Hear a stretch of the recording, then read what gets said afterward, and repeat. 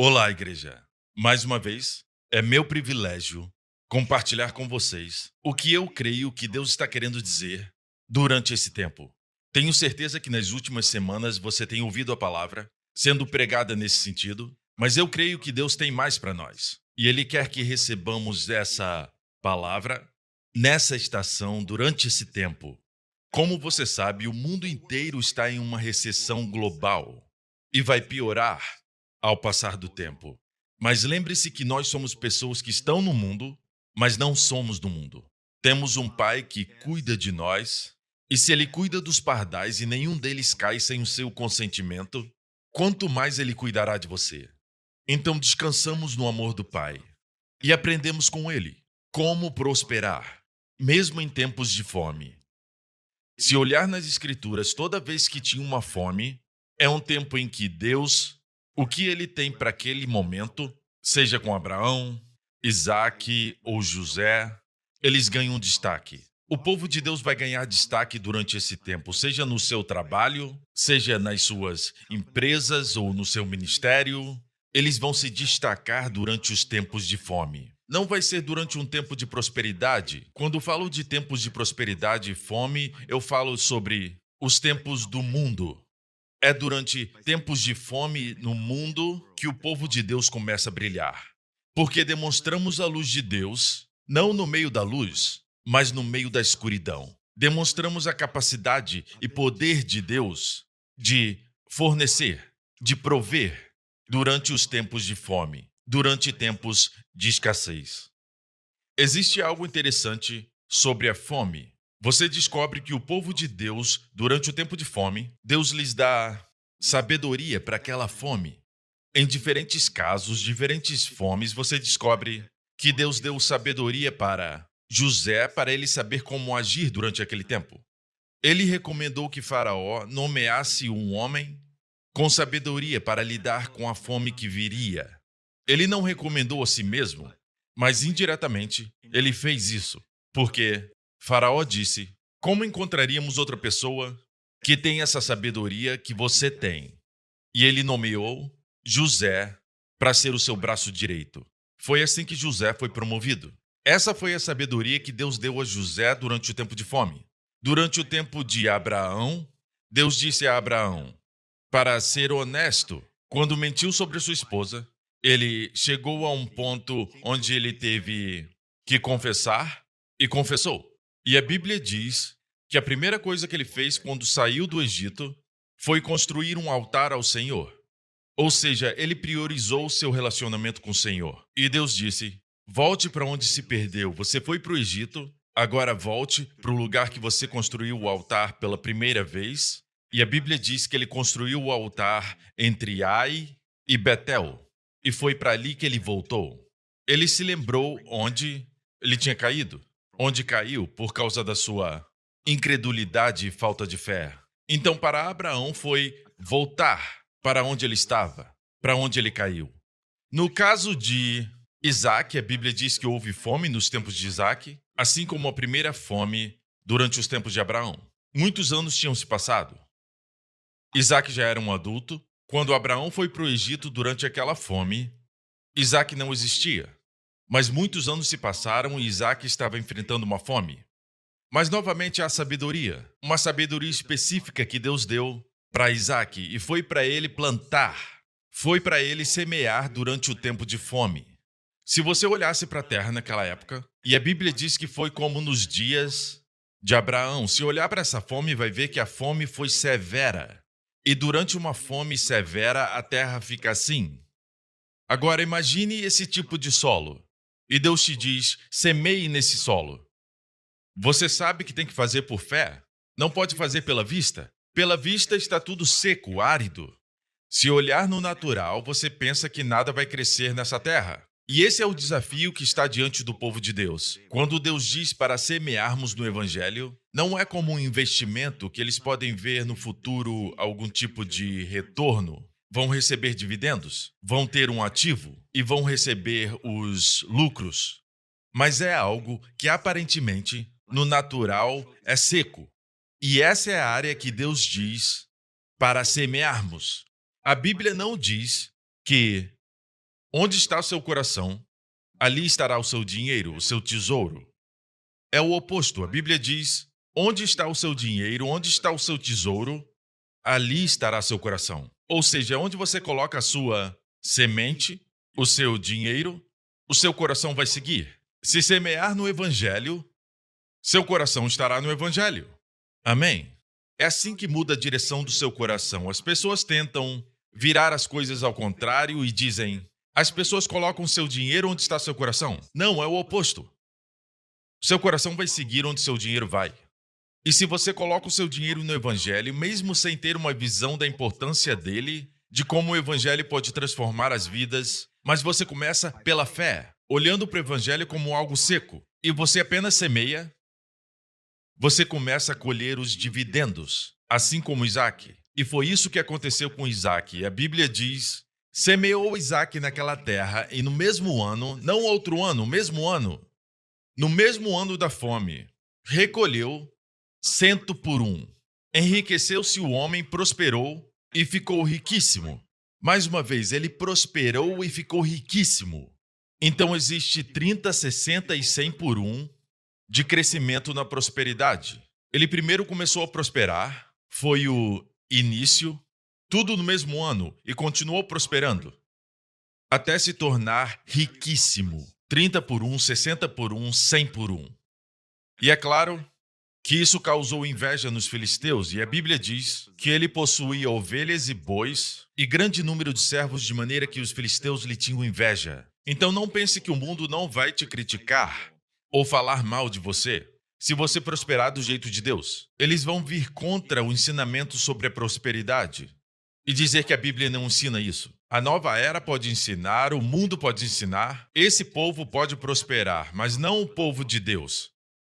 Existe um ditado que diz: pobre como um rato de igreja. Por que um rato de igreja? Não, amigo, se você estudar a Bíblia, olhe para esses versículos. Isaac semeou na terra, e no mesmo ano ele recolheu 100 por 1. E ele prosperou, e a Bíblia diz que ele ficou riquíssimo. Por que você acha que o Espírito Santo colocou isso aí? Para ficarmos desencorajados de semear e dar, e não acreditarmos em uma colheita? Tem pessoas que dizem que nós damos para recebermos. Você está semeando porque você quer uma colheita? Sim! É isso que a Bíblia nos encoraja a crer. É por isso que essa história está ali. A Bíblia diz que Isaac semeou no ano da fome, em uma terra seca e árida, e ele colheu. E Deus colocou na Bíblia. Se ele não quisesse encorajar, por que colocaria ali? O que aconteceu com Isaac depois que semeou? E Deus entra em detalhes na Bíblia, que ele começou a prosperar e continuou prosperando e se tornou riquíssimo. Porque Jesus disse: dai e dar-se-vos-á, boa medida, recalcada, sacudida, transbordante, generosamente vos darão. Observe a frase, é específica. Tem detalhes, até o processo. Como vai voltar para você? Por que Jesus disse isso? Se ele não quisesse que esperássemos um retorno, se ele não quisesse que acreditássemos na colheita, por que ele falou tudo isso? Que esse seria o resultado da nossa doação. A colheita da nossa doação. Ele poderia ter dito: dê em nome do Senhor. Dê com a intenção de abençoar os outros. Poderia ter dito isso? Não, ele queria nos encorajar. Ele quer que acreditemos que quando damos, vamos colher. Amém? Será dado de volta para nós. Boa medida, recalcada, sacudida, transbordante, generosamente vos darão. O ensinamento da prosperidade na Bíblia não é algo que Deus está tentando nos dizer que não é da sua vontade prosperarmos. E que ser pobre é ser humilde, pobreza é santidade. Você não encontra isso na Bíblia, não encontra na vida dos patriarcas, Abraão, Isaac e Jacó. Até os heróis da fé, a Bíblia diz que todos eles prosperaram em seus próprios campos. Se fosse um rei que andava com o Senhor, começavam a prosperar. Existe um verso sobre um dos reis de Judá. Preste atenção, nos dias em que buscou ao Senhor, Deus o fez prosperar. Viu isso? Buscar ao Senhor e a prosperidade andam juntos. Então, filho de Deus, Deus quer te encorajar. Deus quer que você prospere. A razão pela qual isso é um fardo, se posso dizer isso para mim, um fardo que eu quero dispensar. Não é um fardo pesado. Recentemente, Deus me pegou e falou o seguinte: é hora de você pregar isso em seu contexto bíblico. Amém? É claro que existe o extremo, quando falam sobre prosperidade e é sempre sobre receber e bênçãos, bênçãos para uma pessoa ou um grupo de pessoas, e não ter uma visão para o evangelho, é tudo sobre mim, meu, é sobre posses e mais posses. Essa não é a prosperidade de Deus. A prosperidade de Deus é te prosperar, em primeiro lugar, em sua caminhada com Ele, em sua vida com Ele, amém? E é isso que acontece quando você se torna justo pelo sangue de Jesus, amém? Aquele que não conheceu pecado, Ele o fez pecado por nós, para que nele fôssemos feitos justiça de Deus, amém? Somos justos e essa é a maior prosperidade. E com essa justiça vem todas as bênçãos do justo. A Bíblia diz sobre a cabeça do justo há bênçãos. Esse é você, esse sou eu. Podemos receber essas bênçãos. Amém? Então a Bíblia fala sobre as crianças. Mas a geração são as nossas gerações, os nossos filhos. A geração dos justos é livre. Podemos tomar posse. É nosso agora. Quando oramos, podemos saber no interior que Deus está ouvindo e nossas orações valem muito. Porque muito pode, por sua eficácia, a súplica do justo. E você é justo. Eu sou justo. Amém? A Bíblia diz em Provérbios: mas a riqueza do pecador é depositada para o justo. Quem é esse justo? Você e eu. Nós somos os justos. Isso está na Bíblia? Sim, está em Provérbios. Capítulo 13, 22, está ali. Por que Deus nos encoraja? O que está dizendo para nós? Que está acontecendo uma transferência. A riqueza do pecador. O pecador tem a tarefa de acumular e trabalhar duro e fazer tudo o que pode para obter riqueza, e diz que essa riqueza é armazenada para os justos. Será que só existe um versículo na Bíblia que diz que a riqueza do pecador vai para o justo? Não. Tem outros versos, como em Eclesiastes. A Bíblia diz exatamente o que eu disse. Porque Deus dá sabedoria, conhecimento e prazer ao homem que lhe agrada. Que homem é esse? É um homem justo. Deus dá a ele sabedoria, conhecimento e prazer. Mas ao pecador, o que Deus dá? Ele dá o trabalho para que ele ajunte e amontoe. Quando você vê um pecador trabalhando e eles acumularem muita riqueza, não tenha inveja, não tenha ciúme deles. Saiba que estão acumulando para você. Amém? Uma transferência vai acontecer. E veremos daqui a pouco quando essa transferência vai acontecer. Mas para o pecador, Deus dá o trabalho de ajuntar e amontoar. E diz assim: a fim de dar àquele que agrada a Deus. Também isso é vaidade e correr atrás do vento. No que diz respeito ao pecador, tudo o que ele faz, todo o seu trabalho duro, não dá em nada. Amém? Porque uma transferência vai acontecer. Isso já aconteceu antes? Sim. Você se lembra em Êxodo 12? Na noite da Páscoa, a Bíblia diz que aconteceu uma transferência. Anos de escravidão, debaixo dos feitores de obras do Egito. Por cerca de 400 anos, o povo de Deus foi aflito. E a Bíblia diz que na noite da Páscoa isso aconteceu. Fizeram, pois, os filhos de Israel conforme a palavra de Moisés e pediram aos egípcios objetos de prata e objetos de ouro e roupas. E o Senhor fez que seu povo encontrasse favor. O que Deus deu ao povo? Isso é importante. Fez que seu povo encontrasse favor. Foi por isso que os egípcios deram para eles objetos de prata, objetos de ouro e roupas. Porque o Senhor fez que seu povo encontrasse favor da parte dos egípcios, de maneira que estes lhes davam o que pediam e despojaram os egípcios. Não existe injustiça aqui, irmãos. Por 400 anos, o povo de Israel foi afligido pelos egípcios. Isso era o pagamento atrasado, mais juros de todos esses anos trabalhando escravizados, construindo os monumentos e estátuas, certo? Debaixo dos chicotes dos capatazes. e agora estão recebendo seu pagamento com juros. Então não existe injustiça aqui, irmãos. Na verdade, Deus sempre se certifica que, no final, tudo será restaurado para você. Quem é você aqui? O justo. E você, meu amigo, é a justiça de Deus em Cristo. Na verdade, este não foi um incidente simples que aconteceu por acaso. Deus profetizou especificamente que seu povo sairia do Egito com riqueza, com grandes posses. Você se lembra que 400 anos antes da escravidão no Egito, Deus apareceu a Abraão. Abraão viveu antes do cativeiro no Egito, certo? E Abraão teve um sonho da parte de Deus. E foi isso que Deus disse a ele.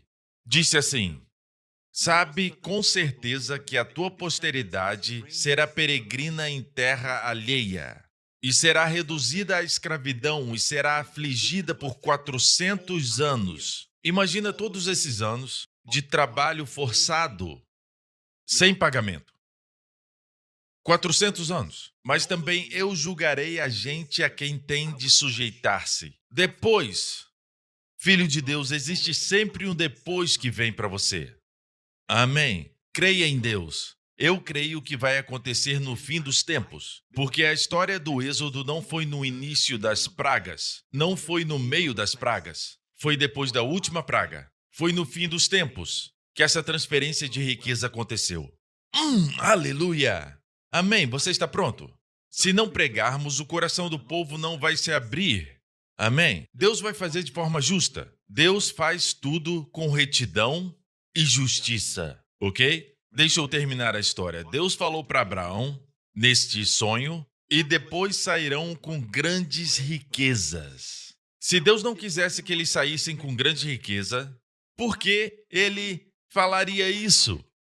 Como se fosse algo importante, porque só existem algumas coisas importantes a dizer. Quando Deus aparecia, ele não dava um discurso longo. Suas palavras eram medidas e geralmente eram curtas. Uma profecia curta. Observe que Deus poderia ter dito: e depois sairão com alegria, ou qualquer outra coisa. Não, ele disse: depois sairão com grandes riquezas. Por que Deus disse isso? E acabamos de ver o cumprimento disso em Êxodo 12. Naquela noite, a Bíblia diz: e o Senhor fez que seu povo encontrasse favor da parte dos egípcios. Meus irmãos e irmãs em Cristo, se está sofrendo, de alguma forma, durante essa fome, com escassez ou falta em qualquer área ou uma dívida, não sabe como vai pagar as suas dívidas, em primeiro lugar, libere essa fé no seu coração para ver um Deus que deseja te prosperar. Por causa dos ensinamentos que ouvimos, que são tão proeminentes nas redes sociais, no YouTube, nos aplicativos, e todas as vezes que as pessoas falam sobre isso, é sempre de uma forma negativa. Ensinamentos sobre o dízimo, e você ouve frases como evangelho de saúde e riqueza, e eu concordo. Eu concordo que existem ensinamentos extremos sobre isso, onde é tudo sobre ganância, é tudo sobre cobiça, é tudo sobre o amor ao dinheiro. Eu não estou me referindo a isso. Eu não falo sobre prosperidade para benefício próprio. Eu não falo de prosperidade para você e para sua família somente. Não, mas falo sobre prosperidade com propósito. Falamos de Abraão agora como um exemplo de como Deus o abençoou. Quando Deus o chamou, ele disse: e te abençoarei. Sê tu uma bênção. O que isso quer dizer?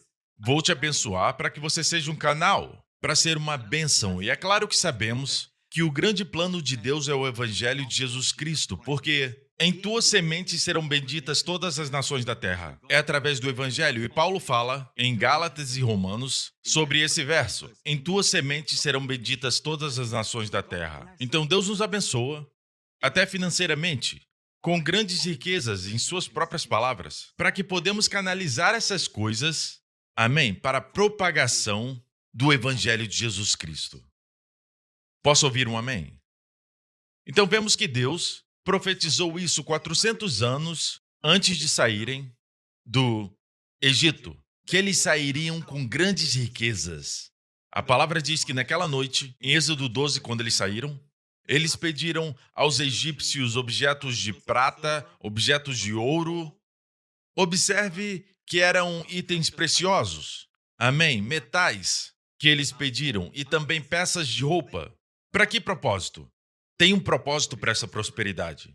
Sim, quando saíram naquela noite, eles estavam cobertos de ouro, prata, materiais preciosos, com o propósito de construir a casa de Deus. Amém? Desde o início, 400 anos antes, Deus profetizou. Deus já tinha isso em mente, que ele prosperaria o seu povo com um propósito. E o propósito sempre tem a ver com a sua casa. Hoje, a sua casa é a igreja de Jesus Cristo. E é para aí que os nossos dízimos vão. É aí que a nossa semente é semeada, no evangelho de Jesus Cristo. Amém? E às vezes sentimos que esse solo é um solo seco e procuramos as últimas ideias mais inovadoras para ganhar dinheiro. Mas essas tendências vêm e vão.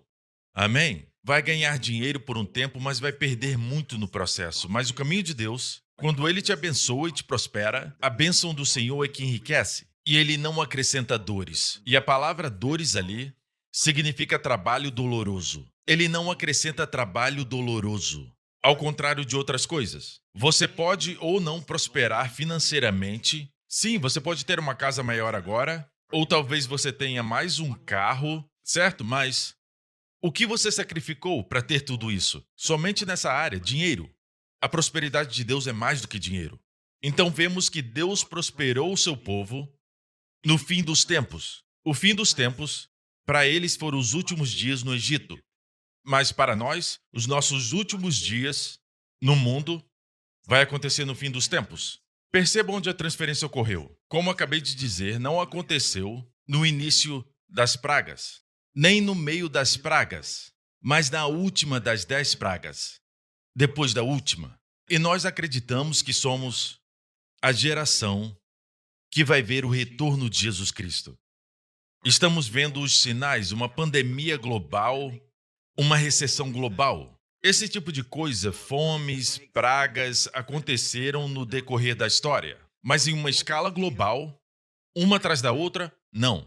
E outra coisa é que a Bíblia fala de guerras e rumores de guerras, e agora estamos vendo grandes potências como a Rússia entrarem no jogo. Guerras e rumores de guerras. Ameaças de guerras, certo? Como a China e a Coreia do Norte. Nós somos essa geração, irmãos. E antes que o pior aconteça, a Bíblia diz que Jesus voltará. Levantai a vossa cabeça, porque a vossa redenção está próxima. Então nós vemos que isso vai acontecer no fim dos tempos. E sabemos que no livro de Eclesiastes diz assim: o que foi, isso é o que há de ser. O princípio de Deus é assim: o que vem no Antigo Testamento te dá sabedoria para ver o que Deus está fazendo no fim dos tempos, os dias que vivemos. E a Bíblia diz, em outro lugar, em Coríntios, ora, tudo isso lhes sobreveio como figuras para nós, nos últimos dias, no fim dos tempos, para quem já são chegados os fins dos séculos. Nós vivemos nesses dias, mas extraímos sabedoria da palavra de Deus no Antigo Testamento. Amém? E isso está escrito de tal forma que é tão contemporâneo, tão atual. Amém? Para nós. Algumas pessoas olham para a Bíblia e pensam que é um livro antigo, com histórias antigas. Não! Quando o Espírito Santo fala com você através da palavra do Antigo Testamento, ele te dá uma palavra atual sobre o que deve fazer. Como os filhos de Issacar. Eles eram destros na ciência dos tempos para saberem o que Israel devia fazer. Amém? Então eu creio que Deus está levantando filhos de Issacar para interpretarem os tempos em que estamos e para liberar sua fé para acreditar que essa transferência de riqueza vai acontecer com você. Mas veja, eu creio que quando Deus encontra pessoas que ele pode confiar com essa riqueza. Agora, se você tem medo da palavra riqueza, eu posso usar também a palavra provisão, se faz você se sentir melhor, mas a Bíblia diz riqueza. Então, quando a Bíblia fala da riqueza do pecador, eu não acho que fala de riqueza espiritual, certo? A riqueza que eu estou me referindo é essa. Mas a riqueza do pecador é depositada para o justo. Amém? Deus está dizendo que essa riqueza virá para as suas mãos virá para você. É por isso que tem que ouvir ensinamentos sobre isso para acreditar e estar aberto para receber. Amém? Porque se não ouvir, a fé vem pelo ouvir e o ouvir pela palavra de Deus. E você vê que na Bíblia, que antes de Deus fazer algo, ele manda um profeta. Ele envia um porta-voz. E essa pessoa proclama a palavra de Deus para liberar a fé do povo. E depois vem a palavra acontecer.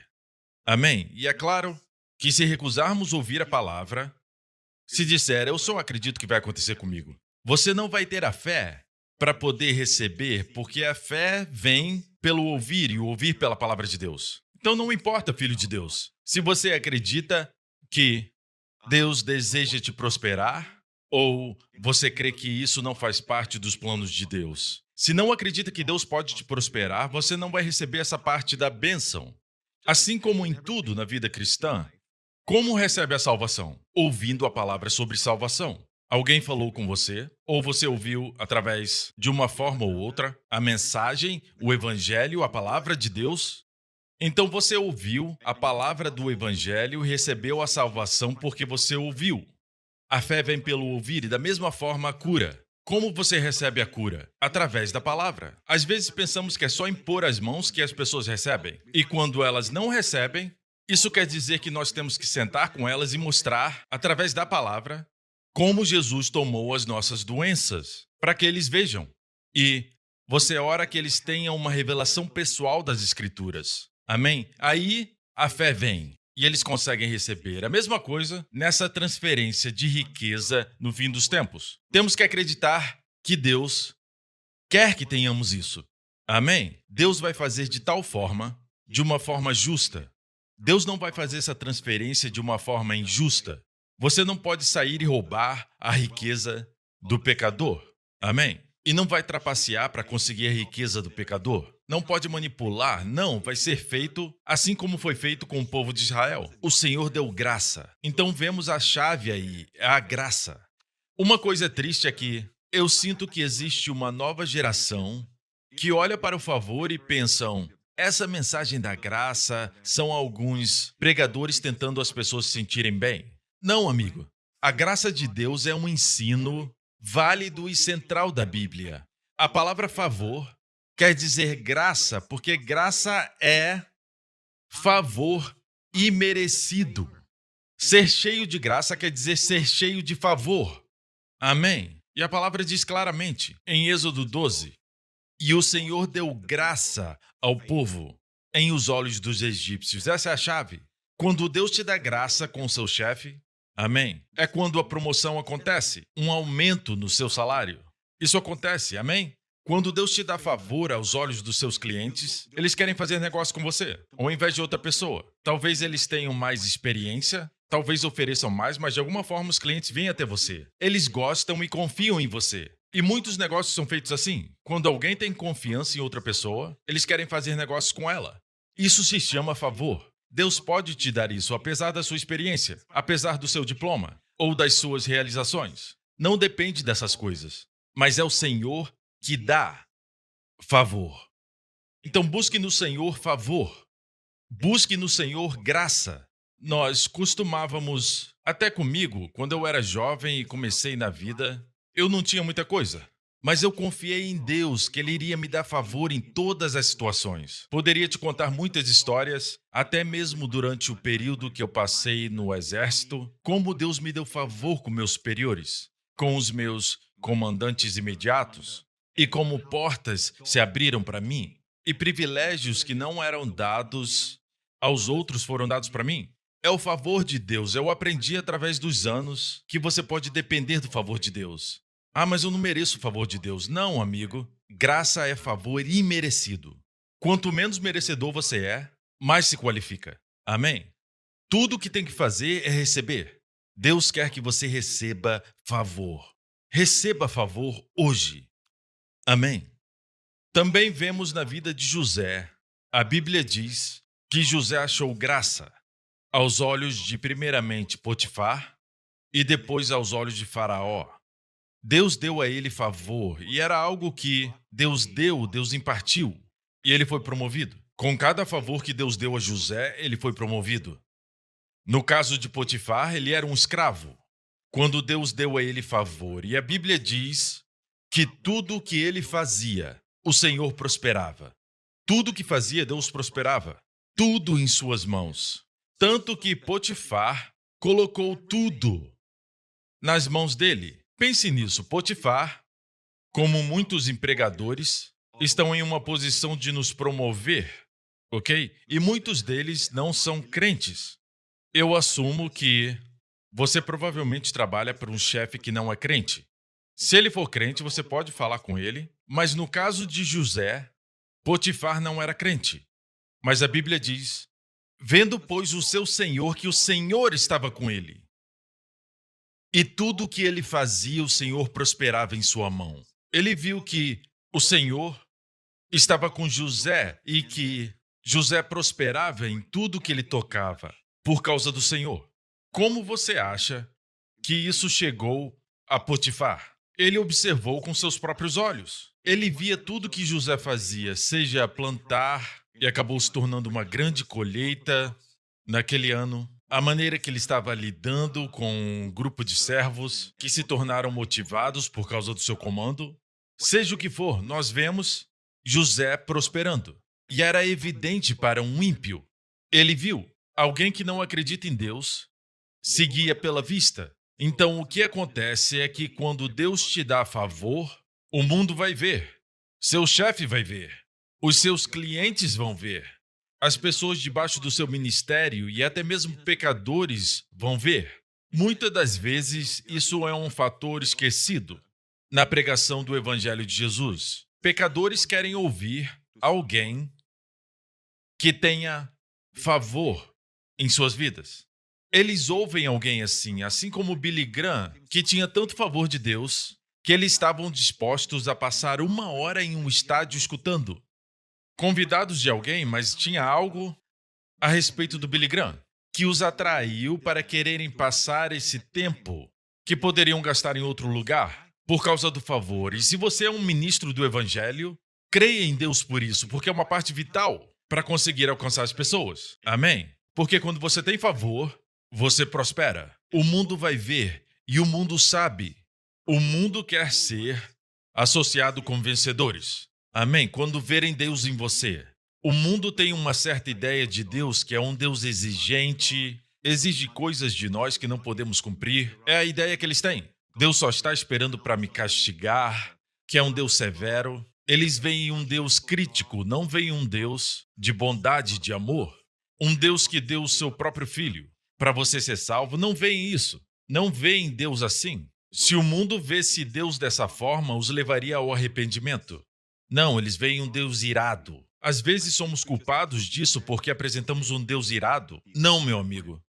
Não. Toda a ira de Deus foi exausta na cruz de Jesus Cristo, quando ele carregou nossos pecados. É por isso que em Isaías 54, depois do capítulo 53 da obra redentora de Jesus, em Isaías 54 diz: assim jurei que não mirarei mais contra ti. Amém? Nós podemos acreditar nisso. Deus levantou sua mão em juramento que ele não se iraria mais conosco. Deus não precisa jurar, porque somente a sua palavra é suficiente. Mas Deus jurou: pois jurei que as águas de Noé não inundariam mais a terra. Assim jurei que não me irarei mais contra ti. Uau! Que juramento! Por causa do que Jesus fez. Mas muitos crentes não estão vivendo em Isaías 54, depois da cruz. Eles ainda têm a ideia que Deus está com raiva, que Deus quer tirar as coisas deles, que quer medir a sua santidade, certo? Tirar coisas de você. Não, amigo. Se Deus quer que você largue algo, é porque ele tem algo melhor para a sua vida. E esse algo a mais não é somente para você e somente para você desfrutar. Tem um verso que diz: mas Deus que abundantemente nos dá todas as coisas para delas gozarmos. Mas lembre-se que o seu propósito é que você seja uma bênção. Te abençoarei, a bênção original de Abraão, e abençoar-te-ei, e tu serás uma bênção. Amém? E tudo aquilo que foi roubado de você, você vai recuperar com juros. Como o povo de Israel que saiu do Egito, no fim dos tempos, e saíram com grandes riquezas. Veja, qual foi o propósito dessa riqueza? Deus queria que fossem mordomos do dinheiro, para construírem a sua casa. No deserto, Moisés fez um chamado: e trará por oferta alçada ao Senhor ouro, prata e cobre, e roupas também, tragam isso.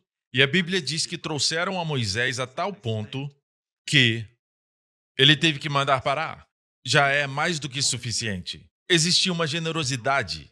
Algo interessante na Bíblia é que a Bíblia diz que sabedoria e generosidade andam juntas. Generosidade, um coração generoso, andam juntos. A Bíblia diz a quem o coração moveu, e todo aquele cujo espírito voluntariamente impeliu.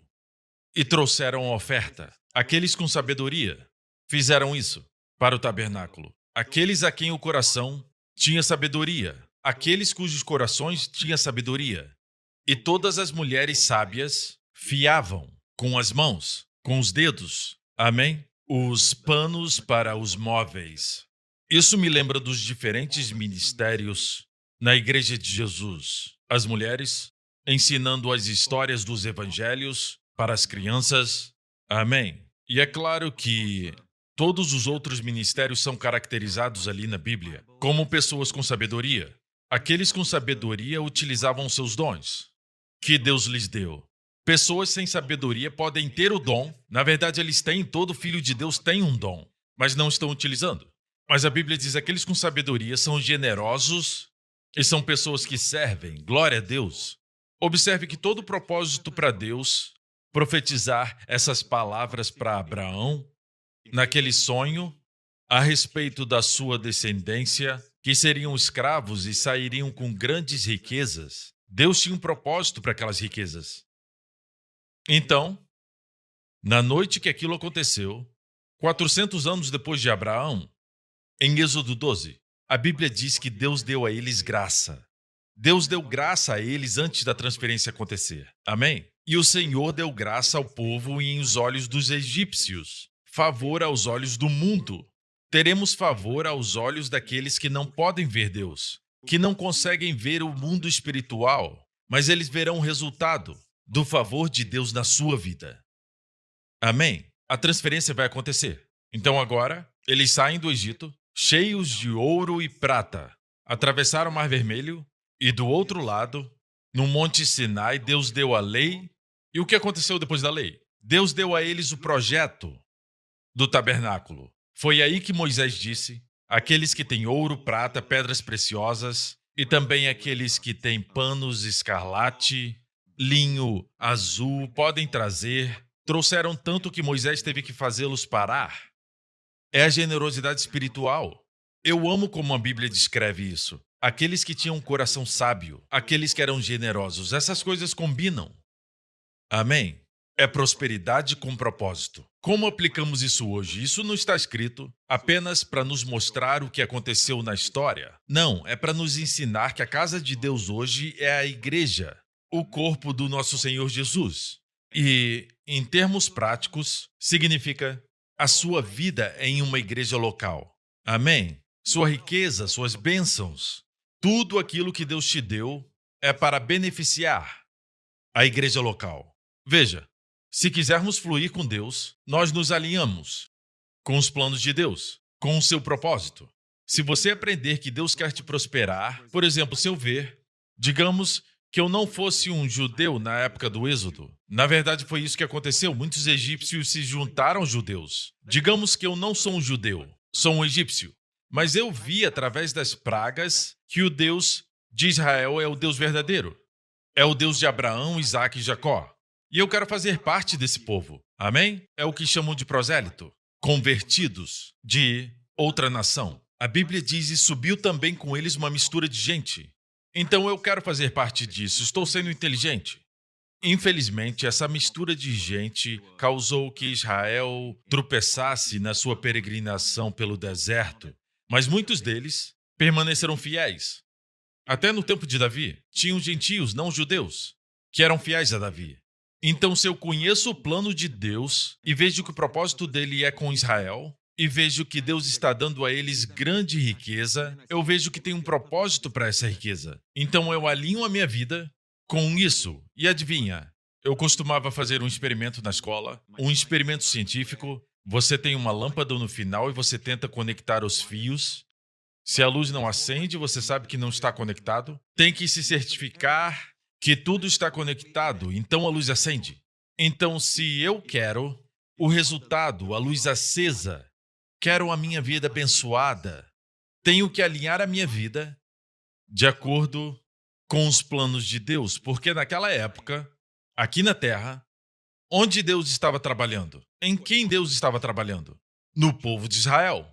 Então eu vou me colocar bem ali, bem no meio do plano e propósito de Deus. Se Deus quer construir o tabernáculo e eu estou bem ali, ouvindo Deus falar para Moisés, e Moisés dizendo para nós que Deus quer construir o tabernáculo e quem estiver disposto pode ofertar o que você tiver, então eu vou me alinhar com os planos de Deus para construir sua casa. Amigo, hoje você tem o mesmo privilégio.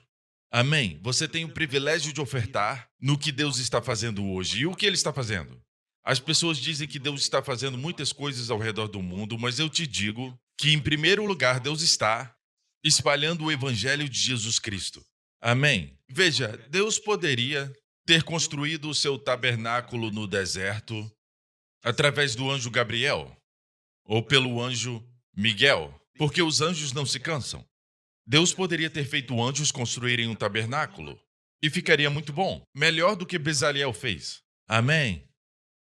Mas, amigo, esse não foi o plano de Deus. O plano dele é assim: ele te permite ter o privilégio de fazer as suas riquezas passarem por você, para que a sua mordomia, a sua fidelidade, o seu amor por ele se sobressaia. E Deus vai ver se você é fiel com o que ele te deu. Amém? Não é que Deus precisa de você para construir sua casa, que ele precisa do seu dinheiro para construir sua casa. Não, esse dinheiro veio dele. Mas às vezes pensamos, o que eu tenho foi o que eu ganhei. Sabe, pastor, eu trabalhei duro por isso.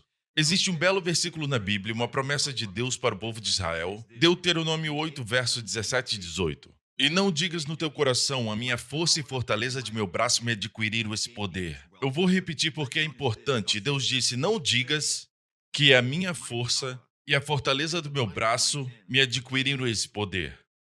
Antes te lembrarás do Senhor teu Deus, que Ele é o que te dá força para adquirir esse poder, para confirmar o seu concerto que jurou a teus pais, como se vê nesse dia. Amigo, por que Deus disse, não digas no teu coração? Perceba que não é algo externo. Ninguém fala isso de forma externa. Eles sabem que não devem falar que foi minha força que me deu poder. Elas não expressam verbalmente, mas não diga no seu coração. Não diga nem no coração, é isso que acontece. É um sentimento, a minha força e a fortaleza do meu braço fizeram isso. Por que Deus disse isso? A menos que esse poder ou riqueza que vem para você de uma forma muito natural. Veio para você de forma natural porque você investiu sabiamente em alguma coisa, ou você trabalhou duro e o seu chefe ofereceu para você uma promoção, um aumento de salário. Você sente que é tão natural porque você trabalhou duro por isso. Eu fiz isso, eu fiz aquilo. Deve ser isso. Senão ninguém falaria isso no coração. Assim como Deus abriu o Mar Vermelho, ninguém pode abrir o Mar Vermelho. Não seria espetacular? O poder de adquirir riqueza tem que ser algo que é o verdadeiro poder de Deus. Senão ele não te daria poder para adquirir riqueza. Ele não te dá riqueza, ele te dá força para adquirir riqueza. E esse poder é tão naturalmente sobrenatural em sua manifestação que o perigo é que você esquece que é o Senhor que te dá a força. Então Deus diz, não digas no teu coração, a minha força e a fortaleza do meu braço me adquiriram esse poder ou riqueza. Antes te lembrarás do Senhor teu Deus que Ele é o que te dá força para adquirir esse poder. Agora, o propósito para esse poder ou riqueza é para Ele confirmar o seu concerto que jurou a teus pais como se vê nesse dia. Alguns pensam que Deus está falando sobre a aliança no Sinai, que é a aliança da lei. Não. O poder de adquirir riqueza para confirmar o seu concerto. Que concerto? Que jurou a teus pais. Essa é a resposta. É o concerto da graça Porque quando Deus fez esse concerto com Abraão, Isaque e Jacó, foi muito antes da lei, foram 400 anos antes da lei. Deus jurou a teus pais, Abraão, Isaque e Jacó. E que concerto foi esse? O concerto abraâmico, que é totalmente incondicional.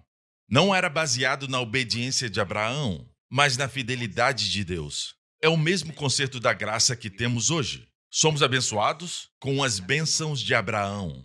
Somos a semente de Abraão, se pertencemos a Cristo.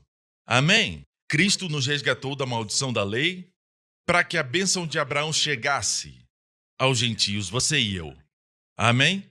Para que pela fé nós recebamos a promessa do Espírito. Observe que o poder para obter riqueza é para confirmar o seu concerto. Mas que concerto? É a aliança da lei? Não, é a aliança da graça. Então, amigo, Deus te dá poder para obter riqueza para estabelecer o concerto da graça. Onde você encontrar o concerto da graça sendo pregado, sendo proclamado, esse é o lugar. Se você alinhar a sua vida nisso e você está contribuindo e dizimando para essa obra, amém?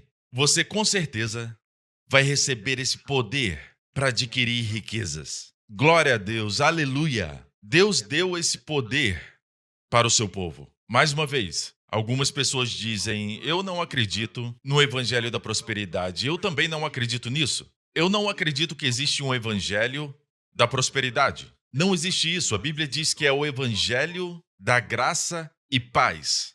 Mas o resultado do evangelho é sempre provisão. A primeira área que Deus provê é a justiça como um dom. Depois ele provê para a sua alma. Vinde a mim e eu te darei descanso. Glória a Deus. Paz, que excede todo o entendimento. Para os nossos corpos, ele nos dá saúde. Amém? E para a nossa vida externa, como 3 João diz, que a vontade de Deus é que te vá bem em todas as coisas e que tenha saúde externamente, que seja saudável, assim como vai bem a tua alma. Amém? Em todas as áreas. Essa é a prosperidade de Deus. Amém? Então Deus dá poder para obter riqueza para alguém que entende a sua visão, seu propósito de estabelecer o concerto da graça. Amém? E colocam seu dinheiro ali. Glória a Deus, porque é ali que Deus trabalha. É onde a provisão de Deus flui. Amém? No tempo de Israel, onde Deus estava trabalhando? Deus estava trabalhando para construir o tabernáculo. E foi para onde a riqueza que Deus deu para eles, as grandes riquezas, estava indo. É claro que eles não deram tudo o que tinham. Na verdade, falaram para eles para não trazerem mais. Então, quando Deus te abençoa, com certeza vai sobrar muita coisa. Jesus disse, dai e ser-vos-á dado, boa medida, recalcada. Ele podia ter parado aí. Seria o suficiente. Boa medida recalcada quer dizer que você tem que empurrar para baixo. Mas ele continua dizendo, transbordando. O que é transbordar? Você já recebeu bênçãos que transbordaram? Tem gente que diz que Deus supre as nossas necessidades. Deus dá o que precisamos, não o que queremos. A minha Bíblia diz, o Senhor é meu pastor, nada me faltará. Pois não tem falta alguma àqueles que o temem. Deus também te dá aquilo que você quer. E por que transborda? Já recebeu uma bênção que transbordou? Amigo, Deus quer que as suas bênçãos transbordem para que elas fluam para os outros. Mas você é abençoado? Você é abençoado no processo? Sim, com certeza você é abençoado no processo. Amém? Porque você é o canal onde a provisão flui. Vai ter mais do que suficiente para você. O único problema que temos é quando fica parado como um mar morto em Israel. O mar morto tem entrada, mas não tem saída. Por isso que é chamado mar morto. Nada pode sobreviver no mar morto. Mas, no norte de Israel, o mar da Galileia está cheio de peixes, porque tem entrada e tem saída. Esse mar é abençoado? Sim, porque ele é um canal. Ele se permite ser um canal. Então você é abençoado quando você dá? Com certeza vai ser abençoado, certo? E o transbordar é uma bênção para muitos outros, mas também para você e sua família. Glória a Deus. Espero que tenha te abençoado. E eu quero que você veja a importância do seu espírito estar aberto. Amém? É aí que tudo começa. Agora, os pormenores, como Deus vai fazer isso, não é tão importante, porque vemos que com cada fome, ele tem um certo plano, sabedoria, um certo paradigma para o servo de Deus naquele momento. Amém? E ele vai te dar isso. Ele vai te dar. Peça para Deus sabedoria. Mas o mais importante, eu quero compartilhar com você o plano de Deus para que você prospere. Número 1. Número 2, para que propósito é essa prosperidade? É prosperidade com propósito. Quando as pessoas esquecem o propósito, não têm a visão da prosperidade. É aí que elas perecem. Sem visão, o povo perece. Tudo na sua vida perece, porque você não tem a visão de Deus. E que visão é essa? Deus te dá prosperidade para você ser uma bênção. E mais especificamente, onde essa bênção é direcionada para a aliança da graça, para construir sua casa. Amém? Ela é construída de pessoas que ouviram o evangelho e assim são adicionadas à casa de Deus. Amém? E entre eles, provavelmente, tem pecadores que guardaram e ajuntaram riquezas. E agora a transferência de riqueza acontece, veja como é justo, e de uma forma legal. Tudo acontece da forma de Deus. A transferência vai acontecer quando os pecadores forem salvos. Aleluia! Aleluia! Eu costumava ler o salmo que diz: bem-aventurado o homem que não anda no conselho dos ímpios, que tem prazer na lei do Senhor e nela medita dia e noite, e tudo que fizer prosperará, certo? Continua dizendo, não são assim os ímpios, mas são como a moinha que o vento espalha. Pelo que os ímpios não subsistirão no juízo, nem os pecadores na congregação dos justos. Eu costumava pensar que todos morreriam, quando diz que eles não subsistirão no juízo. Até um certo dia, eu percebi, diz que nem os pecadores na congregação dos justos. Por quê? Não subsistirão porque se tornarão justos. Amém? O justo subsiste na congregação. Eles serão salvos. O ímpio será salvo e estará diante de Deus. Salvo. Glória a Deus. Aleluia. Uma das maneiras, eu creio, uma das principais maneiras, é que esse povo será salvo. E serão salvos através do evangelho. A Bíblia diz, e como ouvirão, se não há quem pregue? Porque estabelecemos que a fé para a salvação, a fé para a cura, fé para prosperidade, amém? Vem pelo ouvir. Isso já está claro. Mas a Bíblia diz, como pecador, como o mundo vai ouvir a palavra de Deus? Como ouvirão se não há quem pregue? Tem gente que diz, eu ouço diretamente de Deus. Mas aqui diz, como ouvirão se não há quem pregue? Muitas das vezes Deus usa pregadores. Amém? A voz de Deus fica mais alta com pregadores, pregadores ungidos. Amém? Certo? Então, como ouvirão se não há quem pregue, a Bíblia diz. E continua dizendo, e como pregarão, ou seja, como pregadores pregarão, se não forem enviados? Deixa eu ir mais longe e te perguntar, como eles serão enviados? E acaba voltando para as ofertas, dinheiro. Amém? Sem dinheiro não dá para enviar ninguém. Amém? Até esse programa que chega até você, ele vem através de coisas que compramos com dinheiro. Certo? Dinheiro comprou esse equipamento, esse estúdio, certo? Essa câmera. Até quando você leva o evangelho fisicamente viajando, tem que ter dinheiro para a passagem, certo? De avião ou de navio, precisa de dinheiro. Como o pregador será ouvido, certo? Como eles serão ouvidos? Como pregarão se não forem enviados? A ideia de enviar é onde o evangelho e o dinheiro se encontram. Amigo, tem gente que diz, o dinheiro não é importante para a pregação do evangelho. Não, meu amigo.